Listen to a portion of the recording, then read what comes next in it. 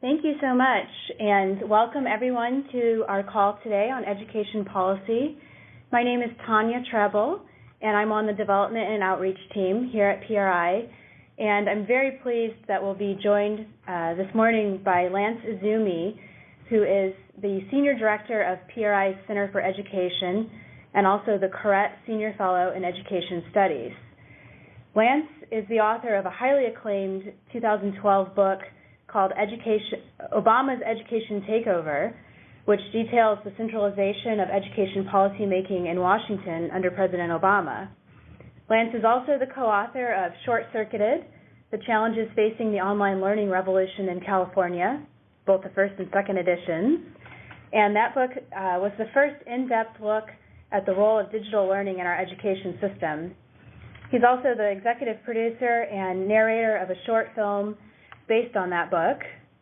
He's co-authored with Esther Wojcicki the 2015 PRI book, Moonshots in Education, which analyzes digital learning in America. And this successful book, we're very pleased to announce, is being translated into Spanish and will be published by Random House later this year. Lance is also the principal author of a groundbreaking series of books, Not as Good as You Think, The Myth of the Middle-Class School. In these volumes, he's examined the underperformance of middle-class students in California, Texas, Colorado, Illinois, Michigan, and New Jersey. His film credits include co-producer of the award-winning PBS broadcast documentary of the same name, and he appears in the Academy Award-winning director David Guggenheim's acclaimed film documentary, Waiting for Superman. In addition to all of these wonderful research projects that Lance has worked on over the years, he's the past president of the Board of Governors of the California Community College System, and he was recently appointed to the National Advisory Board of the Association of American Educators. So thank you so much, Lance, for joining us today to give us an overview of some of the latest research and work that PRI is doing on education reform. Well, thank you very much, Tanya. I really appreciate that. That was a very generous introduction, so hope that my remarks live up to a lot of that. It's a great pleasure for me to be here today to speak to all our Sir Anthony Fisher Freedom Society members and to other interested folk who are in on this conference call. I got to say, it's also a real pleasure for me being from Sacramento, where it's supposed to be 106 today, to come to San Francisco, where right now it's 56. So I'm actually dressed in a seersucker jacket and a straw boater when I should have been in a parka and a hoodie. So anyway, I'm glad to be here with all of you, both physically here in San Francisco and also all of those of you on the line. As Tanya mentioned, I'm going to talk about education policy today, and what I wanted to do was to look at the state of education reform here in California. And so, in the next 15 minutes, I'm going to lay out a number of different issues, and after that, take your questions. What I thought I would do to start off was to discuss Governor Jerry Brown's version of education reform, his new education spending mechanism. After that, I'll talk about several pivotal court cases that could have a huge impact on education reform here in California and across the nation. But I'll start off with Jerry Brown. In his State of the State address earlier this year, Brown talked about only one K through 12 education program, and that was his local control funding formula, which was created in 2013. In a nutshell, the local control funding formula is a different way of distributing state education funds and deciding how those funds are to be spent. Before the local control funding formula was enacted, Sacramento would send a combination of general grants and restricted dollars to school districts. Those restricted dollars came from about 40 to 60 different special interest programs, and they could only be used for specific designated purposes. And in fact, this whole scheme was so complicated that even experts were often left confused. Now, under the local control funding formula, however, school districts are given general grants of specified amounts depending on the grade level, and they're also given additional grants for different types of students, like non-English fluent students, low-income students, and foster youth.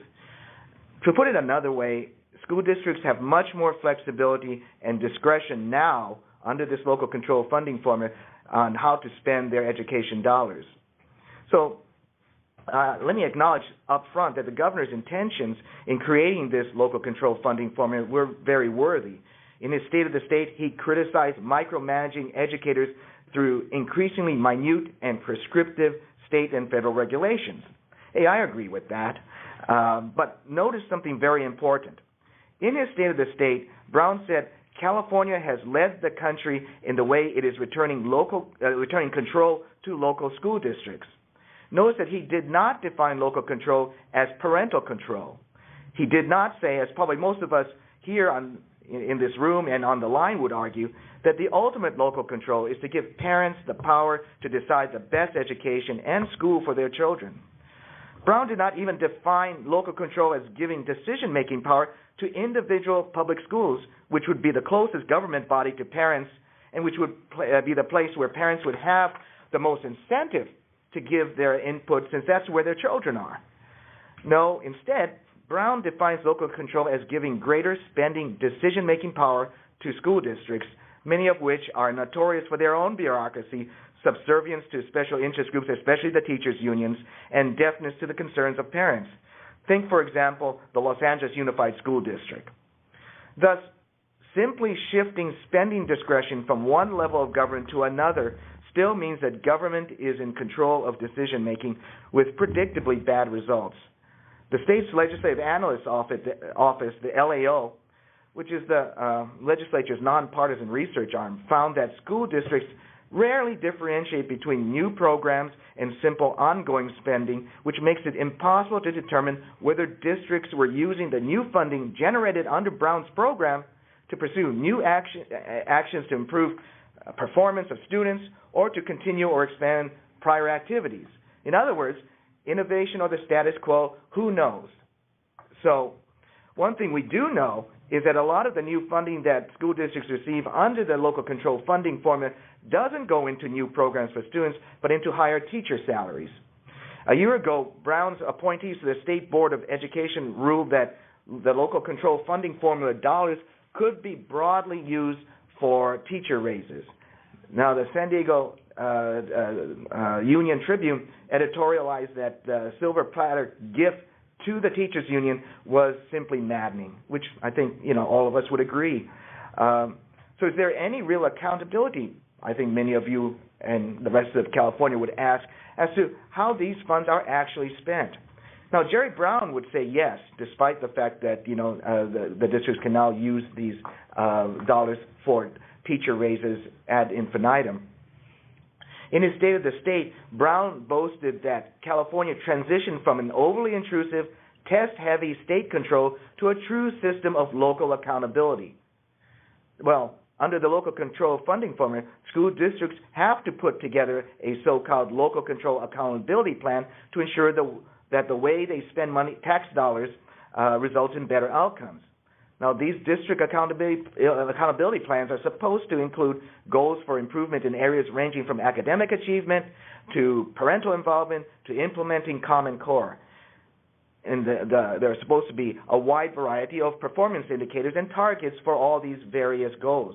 All of this sounds terrific, but if you go past the lofty outward appearances of these goals, what you find is that government and think tank researchers have looked at these accountability plans and have found that there actually is really very little accountability under this local control funding formula of Brown's. The Public Policy Institute of California reviewed 25 of these district accountability plans and found that the districts would often assert that they had met their accountability goals when they clearly had not done so. In other words, they were lying. They also found that the accountability plans did not rank the goals by their importance. So it's no surprise then that the Legislative Analyst Office found that district accountability goals were often not targeted to areas in greatest need of improvement. USC and several other organizations also surveyed a lot of these district accountability plans and found that the problem appeared to stem from district goals that were, quote, not always specific, measurable, or reasonably attainable, unquote. In other words, they were mostly useless, misleading, or simple fantasies. With regard to academic achievement, the Public Policy Institute found that the district accountability plans seldom provided data on current performance levels of students or analyzed the performance of low-income English learner or foster care students. So it's impossible to determine the level of student achievement or how they are improving under these so-called accountability plans. So I come now to the punchline for all of us who are interested in empowering parents. Perhaps the greatest failure of the local control funding formula is the virtual non-existence of any meaningful parental input into district accountability programs. Even though districts are supposed to solicit parental input, the LAO has found that these plans frequently lack clear metrics and targets for parental input. Yes, the school districts have used meetings on their campuses, surveys, and social media to try and get parental input, but the results have been extremely disappointing. Few parents or members of the public attend these meetings or fill out the surveys. There is little parental impact on district plans or actions. Now, the Public Policy Institute says that the success of accountability under Brown's funding plan depends in significant part on stronger local pressure generated through the engagement of parents and the public. Yet the Institute says that the inability of the school districts to generate this parental input and involvement may be because, surprise, they have weak incentives for encouraging robust public participation. Well, duh, right? You know, Brown's local control funding formula relies on government to be accountable to itself. It gives parents no real tool to hold their children's individual schools accountable, or crucially, to choose the school that is best for their children. It doesn't make it easier for parents to get a charter school approved. It doesn't make it easier for parents to choose a private school option for their children. Brown simply wants schools to be accountable to government. And what happens is that, predictably, there are going to be bad results. In fact, Brown, just a couple months ago in April, admitted that his local control funding formula has not, and should not be expected to close achievement gaps between schools and between students from different ethnicities. So real accountability means accountability to consumers, which brings me then now to a couple of court cases, and I'll say a few words about these, and then I'll open it up for your questions. The first case involves a case not actually out of California, but actually out of Missouri. It's called Trinity Lutheran Church versus Pauley, which is actually in front of the U.S. Supreme Court. And this case involves a preschool run by Trinity Lutheran Church in Missouri, and the church and the preschool had applied for a state program there that would have improved playground safety on their campus. Now, in the application process, Trinity Lutheran scored extremely high. They were one of the top scoring applications in the state program in Missouri, but they were denied a grant because the state of Missouri said that Trinity Lutheran, by giving aid to Trinity Lutheran, would aid a religious institution and violate the state's so-called Blaine Amendment, which prevents funding to religious institutions. Now, the U.S. Supreme Court could narrowly rule on the application of this Blaine Amendment in Missouri, or it actually could rule more broadly and decide once and for all whether state Blaine amendments, and there are around 36 across the country, violate the U.S. Constitution. Now, if the Supreme Court decides to do that, the impact on school choice would be truly tremendous. The Institute for Justice, which a lot of you know, good friends of ours, they've said that if the Supreme Court holds that religious-based exclusions in public benefit programs like this one in Missouri violate the federal Constitution, it would put the argument of school choice opponents to rest, and school choice families will be able to continue accessing educational options, religious or not, that are best for their children. In other words, the stakes are potentially huge in this case, especially in California, which has a Blaine Amendment in its state constitution that is almost a carbon copy of Missouri's. I actually wrote a fairly lengthy analysis of this Trinity Lutheran case for the Daily Journal, which is California's largest news publication, and that article is available on PRI's website, which is www.pacificresearch.org, all one word, pacificresearch.org. And if you click on the education heading at the top of the website, you'll find my article. So anyway, that is an extremely important case. And as I say, that case will be decided sometime in the near future. The second case is a state court case here in California called Vergara versus California. A lot of you know about the Vergara case. It involves a group of students who, from low-income minority groups, who brought a lawsuit against the state of California, saying that various state laws violated their state constitutional right to a quality education, and they specifically cited three different laws: the state's tenure law, the dismissal statutes, which make it very difficult to dismiss a poor-performing, incompetent, or even criminal teacher, and the so-called last-in, first-out statute that forces schools to lay off teachers with less seniority, even if they're talented, in favor of teachers with more seniority, even if they're ineffective. Now, the trial court judge found that the testimony at the trial level, especially of the students, in his words, shocks the conscience. And what do I mean by that? And what does he mean by that? For example, one student testified that her 8th grade English class covered only one chapter of their assigned English textbook over the course of an entire year. Another student testified that her best teacher was laid off because of the last-in, first-out layoff policy, but then testified that her 5th grade teacher belittled students and threw an overhead projector at the students, which injured a student in the class, and yet that teacher stayed. So, no wonder the judge said it shocked the conscience, right? So the trial judge struck down all of the state laws as unconstitutional under the state constitution, but, of course, the California appealed it, and it went to the appellate court here in California, and the appellate court overturned the trial court judge's ruling. Now, why did the appellate judges do that?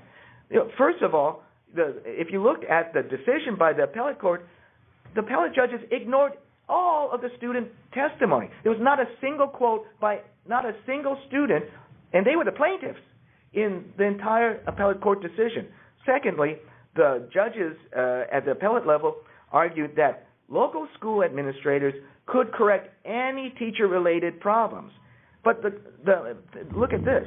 The appellate judges acknowledge that these corrections that administrators supposedly could do to prevent all these teacher-related problems, even by the defendant's own testimonies, the appellate judges acknowledge that this involved trying to find ways to go around the laws, including paying out millions of taxpayer dollars to ineffective teachers to get them to resign rather than going through the lengthy and costly dismissal procedure required by these contested state laws.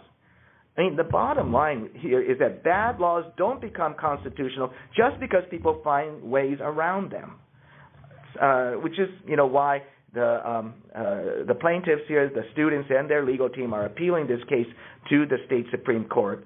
And I think it's worth quoting one of the plaintiffs, a girl named Raylene Monterosa, who said that we deserve better, all of us, in every school, in every grade, in every zip code. So even with this decision, we will keep fighting. Well, I'm glad that she's going to keep fighting. Certainly PRI is going to be, pushing their case, in any way we can. But I think it's just a travesty that, we have courts whose job it is to, uphold the state constitution, and yet they say that, laws that are clearly unconstitutional are still okay because, people can find ways around them. That is just crazy. Anyway, finally, I would just mention that some bad news, unfortunately, for all of us in education reform. A lot of you know about the Friedrichs case, which involves Rebecca Friedrichs, an Orange County teacher who sued California and the teachers' unions over being forced to pay so-called agency shop fees. Even though she's a non-union member, she doesn't belong to a union. She is made to pay the union a fee in order for the union to bargain on her behalf with the school district, and she said that was unconstitutional. Well, it looked as though earlier this year that there was going to be a 5-4 decision in her favor at the U.S. Supreme Court that would strike down this whole agency shop fee structure in California and across the nation. Well, unfortunately, Justice Scalia passed away, and the Supreme Court came down with a 4-4 tie decision, which meant that the bad decision against her by the Ninth Circuit Court, which is always producing bad decisions. I mean, it's like I can't remember a good decision the Ninth Circuit ever produced, or at least in a long time, that that bad Ninth Circuit Court decision would stand. That and this Rebecca Friedrichs and her attorneys petitioned to have the Supreme Court rehear their case because of this tie decision and because of how important this case was. But this yesterday, the Supreme Court denied the petition, and so that is unfortunately the end of the Friedrichs case. So my last comment is that this just simply shows how important the Supreme Court is and who's going to be on this Supreme Court. We have 4 cases that are now being issued by the Supreme Court in a number of different areas, and unless we get a good reform-minded people on the court, we're going to then be stuck with some having to rely on some bad appellate court decisions, and that is going to be a travesty. So with that, I'm going to close my